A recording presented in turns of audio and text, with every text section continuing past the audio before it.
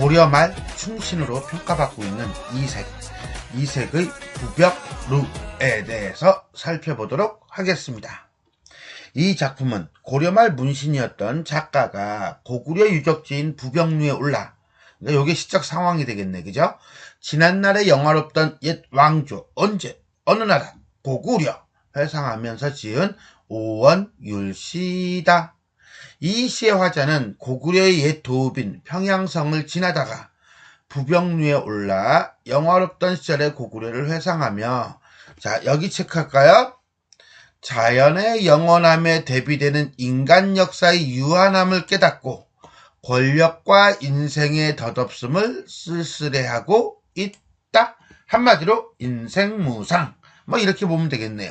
그러나 다른 각도에서 본다면 원나라의 오랜 침략을 겪고 난 뒤였던 당시 국력이 쇠약한 형편이었는데, 작가는 고구려의 어떤 커다랗고 웅장한 역사를 일으킨 동명왕, 주몽이죠?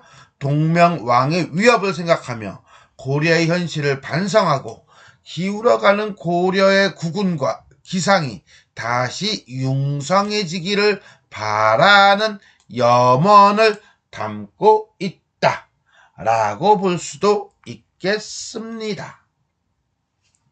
그럼 우리는 오원율시라고 한 이 작품을 한번 쭉 읽어보도록 하겠습니다. 자, 우리 잠깐 오원이라고 했는데, 오원은 이 원작 요 한시를 봐야죠. 한놈 두식이 석삼너구리 오징어 몇 자? 5자. 이게 오원이에요. 율시라고 하는 것은 8줄입니다. 한놈 두식이 석삼너구리 오징어 육개장 칠면조 팔팔이. 그래가지고 이것이 어떻게 되냐면 2개씩 이렇게 묶어요. 2개씩 이렇게 묶으니까 다시 한놈 두식이 석삼너구리가 되겠죠. 그죠? 이렇게 묶어서 이제는 수, 함, 경, 미 이렇게 이제 4가지 단계로 이어지는 걸 우리는 오원율시라고 합니다. 자, 그럼 오원율시만 있느냐? 아니에요. 이렇게 4줄로만 된 경우가 있어요. 그럼 절구라고 그래요.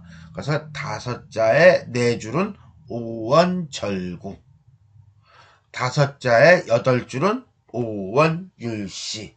이렇게 이해하시면 되겠습니다. 어제 영명사를 지나다가 잠시 부벽루에 올랐네. 이게 상황이겠네요. 텅 빈 성엔 조각달이 떠있고, 텅 빈 성이니까 뭐 성에 사람이 없고 뭐 망했거나 망해가거나, 천년의 구름 아래 바위는 늙었네. 기린만은 떠나간 뒤 돌아오지 않으니 천소는 지금 어느 곳에서 노니는가?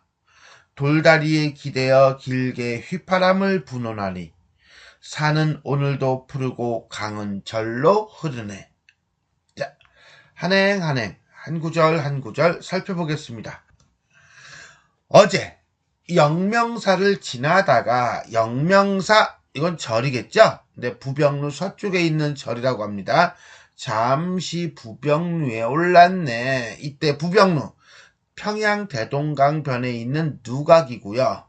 자, 이 작품에서는 인간 역사의 무상함을 느끼는 공간이다 라고 보시면 되겠습니다. 자, 요 2개의 구절을 보니까 화자는 지금 뭐 하는 중이에요? 그렇죠. 여행 중이죠.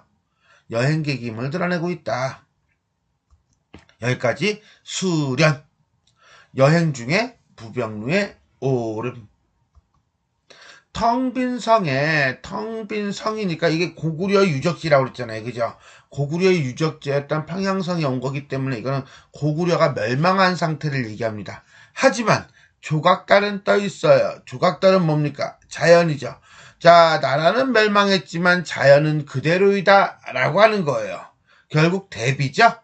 자, 인간과 자연의 대비를 통해 적막감을 드러내고 있다. 또한 시간의 흐름을 시각적으로 표현하고 있다라고 보시면 돼요. 천년의 구름 아래 바위는 늙었네. 천년의 구름? 조각달하고 같은 맥락이라고 보시면 될 거예요. 그럼 바위는 텅 빈 성하고 뭐야? 같은 맥락이라고 보면서 바위가 늙었다라고 했는데, 이거는 어떤 시간이 그만큼 흘렀다라고 하는 겁니다. 추상적 대상을 시각화시키고 있는 거고요. 시간의 흐름에 대한 감각적 표현이다 라고 본다면 요 두 개는 요렇게 라고 보시면 되겠고요. 결국 세월의 무상함에 대한 얘기를 하고 있다 라고 보시면 되겠습니다. 자, 처음에 두 줄을 수련, 다음에 세 번째, 네 번째 행을 우리는 함련이라고 합니다. 그래서 함련, 부병루 주위의 적막한 풍경. 기린마는 떠나간 뒤 돌아오지 않으니. 자, 여기서 기린마라고 하는 건요, 요건 동명성황, 즉 주몽이 타고 하늘로 올라갔다는 말이에요. 자, 기린마가 하늘로 올라갔다는 것은 결국 죽었다는 얘기겠죠. 죽었다는 것은 뭐야? 고구려가 망했다는 얘기가 되는 거예요. 그죠?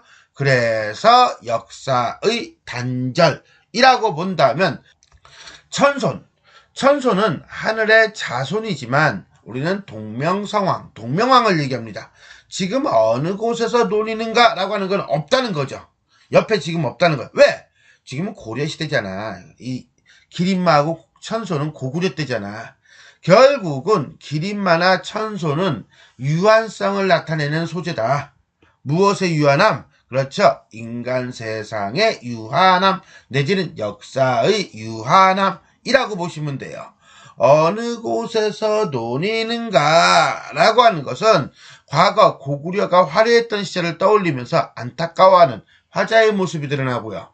그 다음에 처음에 우리 해제 부분에서 얘기했듯이 외적의 침입으로 지금 고려가 힘든 상태라고 한다면 고려 부흥에 대한 소망을 표출하고 있다라고 보셔도 되겠습니다. 어쨌거나 저쨌거나 요쨌거나 그쨌거나 간에 요 구절에서 우리가 사자성어를 얘기한다면 아마 우국지정 정도가 되겠네요.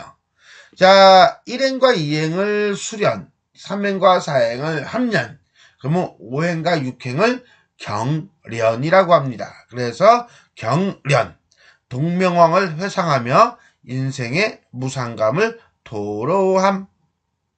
마지막 두 행인가요?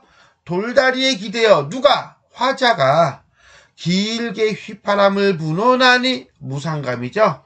산은 오늘도 푸르고 강은 저절로 흐르네. 자, 산은 오늘도 푸르고 강은 저절로 흐르니까요, 자연은 그대로 드러난다는 거죠. 그죠? 자연은 그대로 유구하다는 거예요. 그럼 이건 자연의 유구함을 예찬하고 있는 시야? 아니죠. 뒤에 생략되어 있죠. 그러나 인간사는 무상하구나 라는 걸 거예요. 결국 드러내는 거는 자연의 유구함이지만 말하고자 하는 것은 인간사의 무상함 내지는 무상감 정도로 보시면 되겠습니다. 자, 마지막 7, 8행을 우리는 미련이라고 합니다. 미련, 자연의 의구함에 대한 감회와 인간사의 무상감이라고 볼 수 있겠습니다. 자, 이렇게 해서 우리가 이세계 부병루에 대해서 한행 한 구절 한 구절 살펴보았습니다. 그러면 전체적으로 한번 정리하겠습니다. 한시고요. 오원율시라고 그랬습니다. 아까 얘기했죠. 5자 8줄 서경적이고 회고적이고 애상적이다. 슬픔이죠. 인간 역사의 무상함에 대한 한탄을 드러내고 있다. 자연의 유구함과 인간사의 유한함을 대비하면서 시상을 전개하고 있다. 자, 자연과 인간, 인간과 자연의 대비라고 그랬습니다. 자, 일단 자연을 드러내는 소재로는 뭐가 있죠? 그렇죠. 조각달, 구름, 산, 강이 있을 거예요. 그러면 인간을 드러내는 소재는요, 텅빈성, 기린마, 천손 정도가 되겠네요. 근데 조각달은 떠있고 구름은 천년의 구름이라고 그랬고요. 그죠?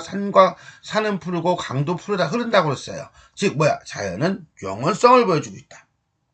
반면에 텅빈성이니까 나라가 멸망한 거죠. 기린마는 하늘로 올라가서 돌아오지 않고 천손은 어느 곳에서 논이는가 라고 얘기한단 말이에요. 즉 인간 역사의 유한함이다.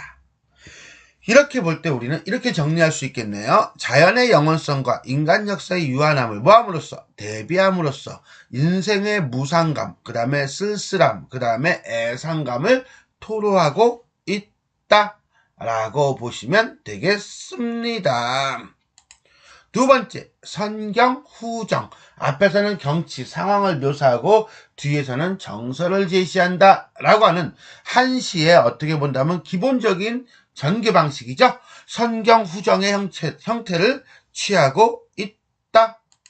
자, 시상전개문 성경. 어제 영면사를 지나다가 잠시 부병루에 올랐는데 성에는 조각달이 떠있고 천년의 구름 아래 바위는 늙었네 라고 해가지고서나 고구려 옛 유적지와 주변의 풍경을 노래하고 있어요. 그리고 난 다음에 뒤에 가서는 뭐합니까? 기린만은 떠나간지 돌아오지 않으니 논이 있는가 정서 드러내죠. 그 다음에 휘파람을 불어나니 여기서 또 정서를 드러낸다는 거예요. 즉 유적지와 주변 풍경을 통해서 느끼는 화자의 심정, 인생 무상이라고 하는 무상감을 노래하고 있다.